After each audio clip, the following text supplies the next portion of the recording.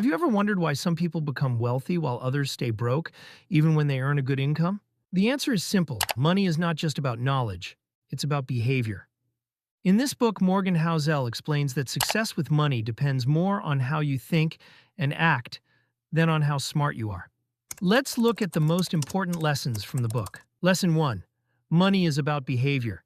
Many people think only smart people become rich, but that's not true. You can have a high IQ and still make bad money decisions.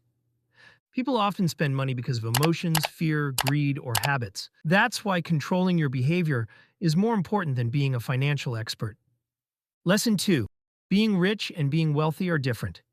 Many people want to look rich. They buy expensive cars, clothes, and gadgets. But wealth is different. Wealth is the money you save and invest. Most truly wealthy people don't show off their money. Remember this: rich is what people see.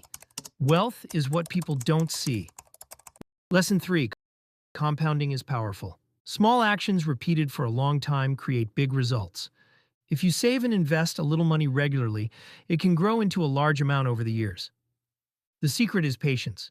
Many people quit too early and never see the benefits of compounding. Time is one of the most powerful tools for building wealth. Lesson 4. Save money. You don't always need a special reason to save. Saving money gives you freedom. It helps during emergencies and gives you more choices in life.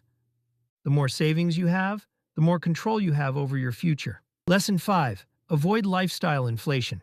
When people start earning more money, they often start spending more money too. A bigger salary leads to bigger expenses. This keeps many people trapped. Instead of increasing your lifestyle every time your income increases, try increasing your savings. Lesson 6. Luck and risk matter. Not every successful person succeeds only because of skill. Luck also plays a role. And not every failure happens because someone is foolish. Sometimes bad luck is involved. Understanding this helps us stay humble and avoid judging others too quickly. Conclusion. The biggest lesson from the psychology of money is that building wealth is not about earning the most money. It's about managing your behavior. Be patient, save regularly, avoid unnecessary spending. Think long term. Because in the end, money is not about showing off. It's about having freedom and peace of mind. The more control you have over your money, the more control you have over your life. And that is the true meaning of wealth.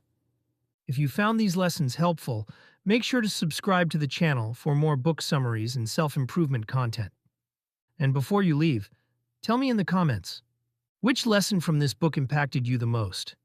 Was it the power of compounding, the difference between being rich and being wealthy, or something else? I'd love to hear your thoughts. Thanks for watching, and I'll see you in the next summary.